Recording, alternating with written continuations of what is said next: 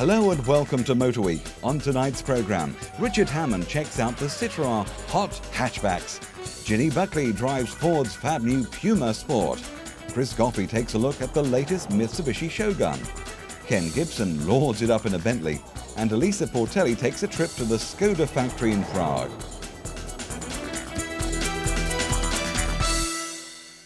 Hot hatches! Not like they were in my day. Back then, you could take a corner so fast, you left all the tarmac on one side of the road. And acceleration, well, you had to work hard not to swallow your glasses with the G-force. I remember one lad disappeared altogether after leaving the lights too fast. Found him 3 weeks later, jammed down the back of the driver's seat. Proper cars they were. It's true, most of today's hot hatches wouldn't know a good country lane from a mother and child parking slot in the supermarket car park. And as for power, well, they're all bunged up and stifled, like Sam Fox trying to play jazz on a tuba stuffed full of wet newspaper. Big engines, but all bunged up. Most, that is, but not all. There are some notable exceptions, and this is one, the Citroen Saxo VTS. This is quite probably the very hottest of hot hatches. Hotter than an MP's cheeks after an hour of rough treatment with Madam Payne, followed by a lengthy camel trek, wearing sandpaper underpants. That's very, very hot.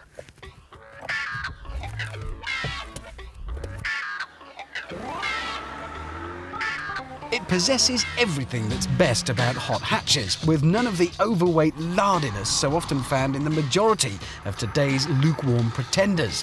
The engine is just a 16-valve 1.6-litre unit, but it's as fiery and feisty as they come.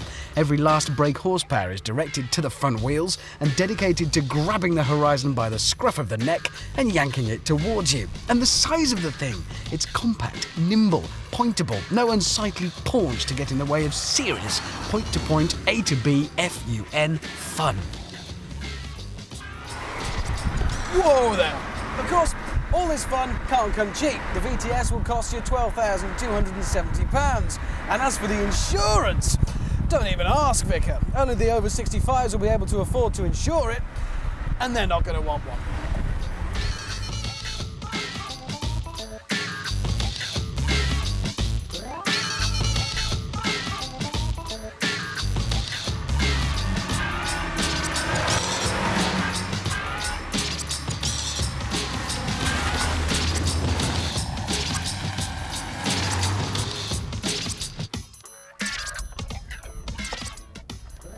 So then, for potential boy and girl racers, a hot hatch must remain a distant dream, the stuff of idle fantasy.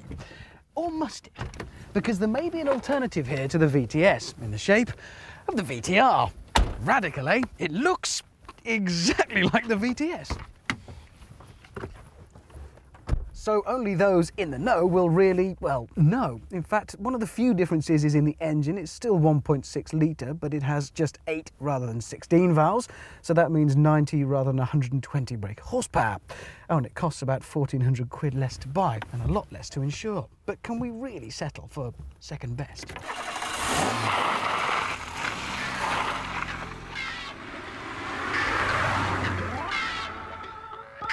There's no mistaking the decrease in power, but start to throw the VTR around and a strange thing happens. We begin to remember the torquey pleasures of an 8-valve engine. The power is available from lower down in the rev range, and there's none of that buzzy, scrabbly nonsense trying to keep it in a power band narrower than Edwina Curry's sense of humour. Sometimes you've got to live with a car before you appreciate its finer points, and this is an example of just that. Of course, the VTS is fast and frantic, but for day-to-day transport, with the added ability to sneak off to your favourite country lanes for some naughty shenanigans of the driving variety, the VTR is a surefire winner. Far from being second best, there's a fine argument in favour of this car in its own right.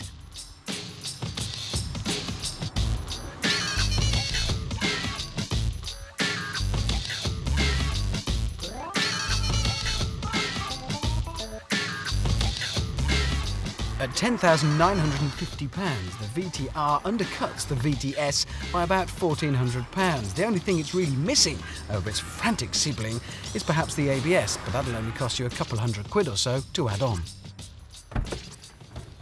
So there you have it, the VTR, in so many ways the more sensible buy of the two if you're looking for a hot hatch. It'll cost you less to buy in the first instance, even if you spec it up to the same standard as the VTS. And in many circumstances, thanks to its extra mid-range 8-valve grunt, it'll actually be faster and certainly easier to drive than the VTS. And the insurance, you'll save a fortune on that, it'll cost you miles less. So it is definitely the more sensible hot hatch choice of the two. But hang on, we're talking about hot hatches. Who said anything about being sensible?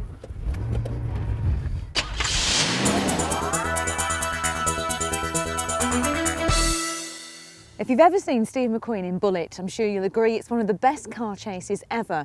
Real American muscle cars and the original King of Cool, an unbeatable combination, and one that's helped Ford sell lots and lots of cars. You see, computer wizardry brought the long-dead McQueen back from the grave and put him behind the wheel of the Puma for Ford's TV ads. It was a move that made the Puma the UK's best-selling coupe and the only Ford with a waiting list. All very clever marketing. But would the macho Frank Bullitt really have traded in his power-packed Mustang for something that produces just 123 brake horsepower? Somehow I doubt it. But I reckon he could well have been tempted by this, Ford's pumped-up version, the Racing Puma.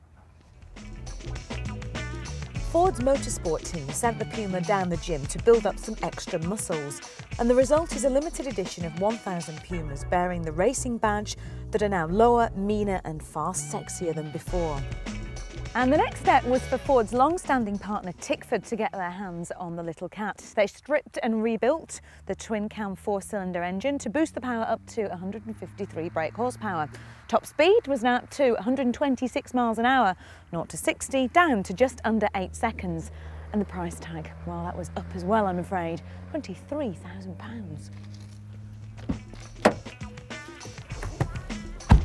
And when you consider that the 1.7 version of the Puma is £15,000, that works out at about £8 extra for the pleasure of shaving a second off your 0 to 60 time and adding 3 miles per hour onto your top speed, which does make them rather expensive seconds. But hang on just a minute, because there's more to this car than a couple of seconds here and there. This is a great car because of its handling. Now, the Puma was always a superb car to drive, but the revisions to the Racing Puma have made it a handling dream. Tuned suspension and revisions to the springs mean that it's got absolutely bags of grip. It goes around this track as if it's on rails, even on a wet, miserable, damp day like this. The steering now has got so much response that it almost chatters away to you as you drive along. In fact, it's almost a little bit too responsive for my liking. It's very immediate. You need to be a bit wary of it on a few of these tight bends.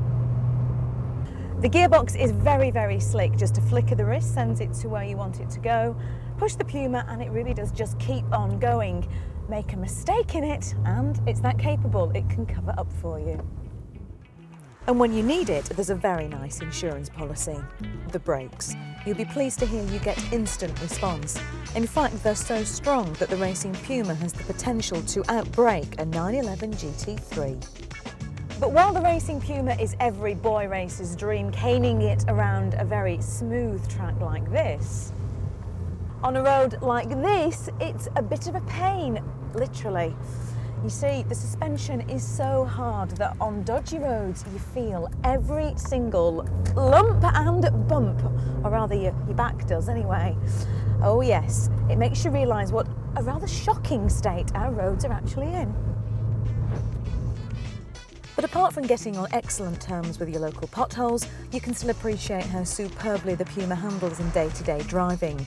There's plenty of punch from the engine for quick overtaking around town, although as you can imagine, this car may have a tendency to bring out the hooligan in you, so if you're the proud owner of a clean driving licence, then beware. The Racing Puma is a very rare breed of production car because it was born for the track and it feels really at home here. But at £23,000, it's a very expensive choice for an enthusiast. But as Ford are only planning to make 1,000 of these, I don't think they'll have too many problems selling them. And if you still go misty-eyed at the sight of an RS or an XR badge and you rue the day that Ford stopped making the Cosworth, then this will be just the car for you.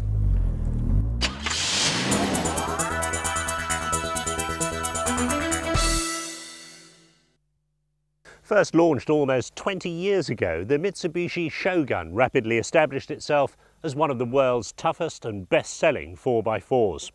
Well, now they're launching the third generation of the Shogun, and it encompasses some of the most revolutionary changes in the Shogun saga so far. Why revolutionary? Well, for a start, they've thrown away the chassis. Now, in the past, big 4x4s were traditionally based on engineering that resembled the Forth Bridge, two huge girders that comprised the chassis. Wheels, axles, gearbox, engine and suspension were attached to the underneath of the chassis, and the body was plonked on top. Well, now they've thrown away the whole of that ironmongery and they've built the car as a monocoque, just like a saloon car. Does that mean Shogun's gone soft? Let's find out. Now, well aware that that's the question every journalist will want answering, Mitsubishi have laid on a tough cross-country course here at the launch site near Barcelona in northern Spain.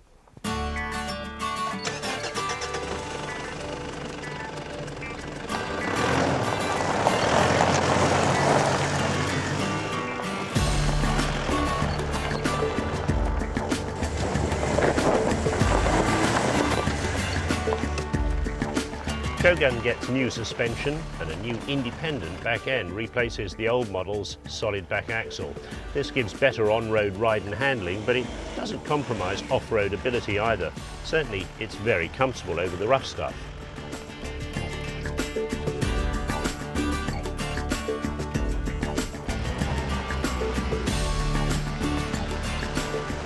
And it seems to have just as much grip and ground clearance as the old car. I'm not sure how long these plastic skirts will last though if you go seriously off-road. Very steep slopes admittedly, but it's very dry, and the Shogun has absolutely no difficulty coping with the track they've laid out for us. How good it would be towing a horse box out of a muddy field or a substantial boat up a slimy slipway remains to be seen.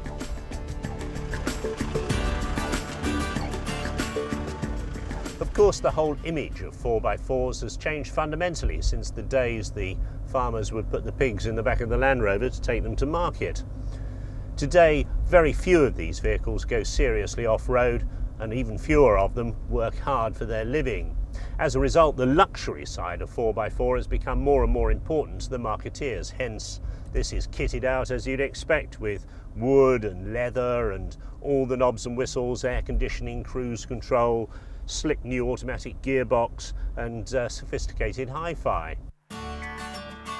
Trouble was, in the past you could have this veneer of sophistication, but the thing still handled on the road like a bit of a truck. So now Shogun is following the lead set by Land Cruiser and New Discovery to try and give the car limousine standards of ride and handling on the road. Largely they've succeeded, certainly so far as noise suppression, comfort and ride quality is concerned. However, roll always used to be a bugbear of big 4x4s, and although it's far better controlled in this car than the old one, it still wallows around a bit on fast corners. Two new engines in the car, a 30 miles to the gallon 3.2 litre direct injection diesel, develops 162 brake horsepower and a thumping 275 pounds-feet of torque at just 2,000 RPM, and that's great for lugging horse trailers out of muddy fields. There's a 21 miles to the gallon 3.5 litre V6 petrol engine that develops 200 brake horsepower, and in the short wheelbase version makes it a bit of a road rocket, 115 miles an hour flat out. So that's the new Shogun, and it certainly is all new. Manufacturers sometimes fight shy of radical new designs, preferring to carry over the identity of the previous model. Look at New Discovery, for example. Mitsubishi have taken a bold step with this car, and the market will show whether they're right or not. Prices when it launches, well, £25,000 for the entry level, right up to £38,000 for the top of the line car. It's not cheap, and it certainly ain't a farmer's workhorse anymore.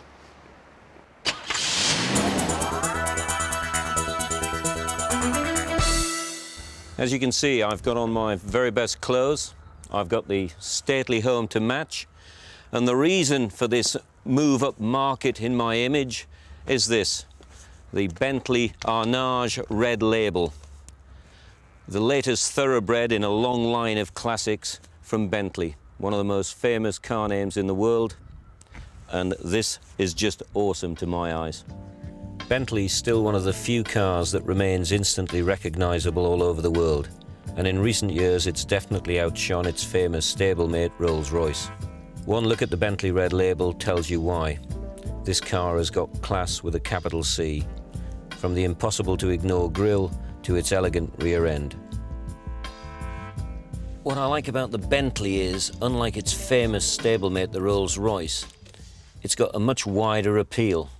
Everybody from pop stars, Hollywood legends, obviously the rich, but even lottery winners, all go for the Bentley. It's got something different.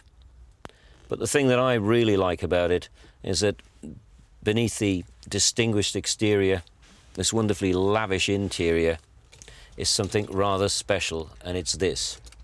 Turn the key and blip the accelerator, and the sound hints at the awesome power of the Red Label's 6.7-litre turbocharged V8.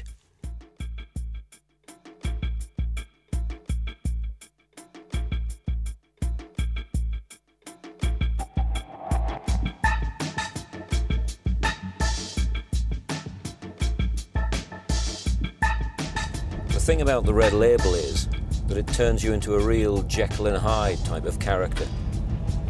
1 minute, you're going along silently, serenely, and then the next minute, by pressing this small button here, you have liftoff. It's a little bit like Houston, we have liftoff. I'm talking 0 to 60 miles an hour in under 6 seconds and a limited top speed of 155, which is pretty impressive for a car that weighs nearly 2 ton.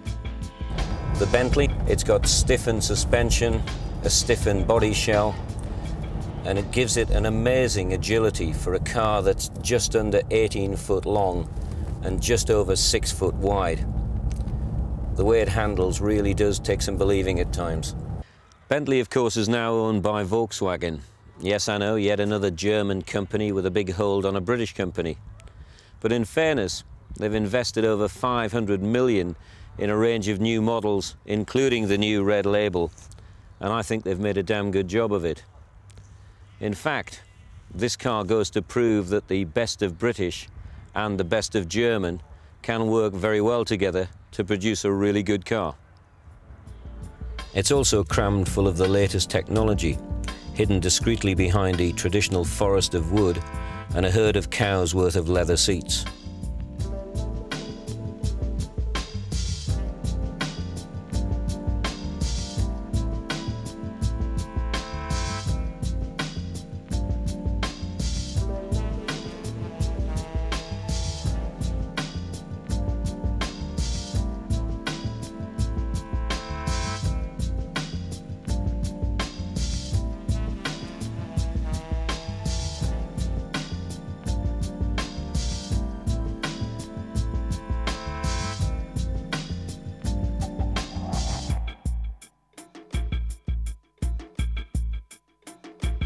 Oh, I almost forgot the price.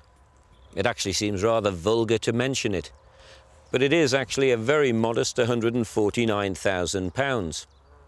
And that, in supercar terms, is pretty close to a bargain.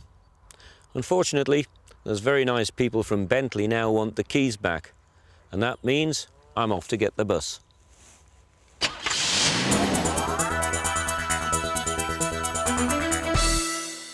Most people in Britain may think that Skoda started making cars after World War II in the communist era. Some of you may even be aware that investment by Volkswagen has led to a product revolution for the Czech company. Well, I've come all the way to the Czech Republic to tell you a story that you may not have heard.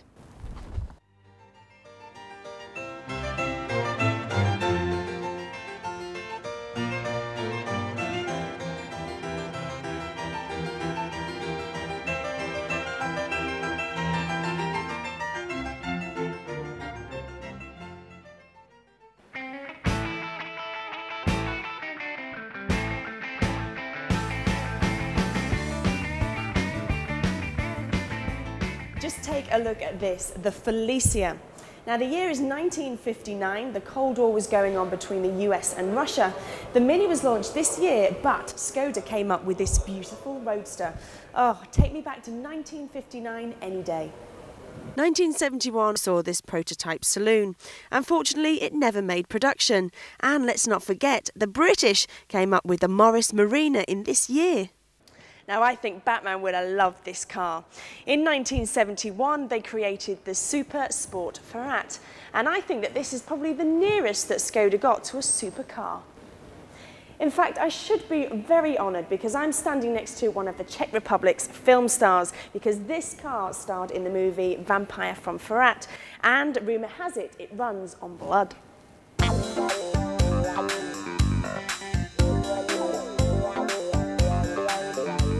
This is a 1975 prototype. We had the Mini Moke and they would have had this, but unfortunately it didn't go into production. So I guess that the flower power had reached the Czech Republic a little too late.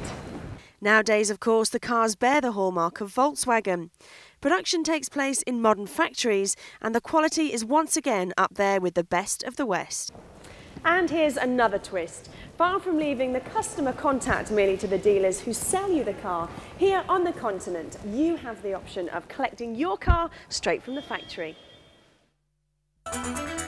Join us next week on Motor Week for a special programme from the Industry Day, the SMMT Driving Day at Millbrook Proving Ground.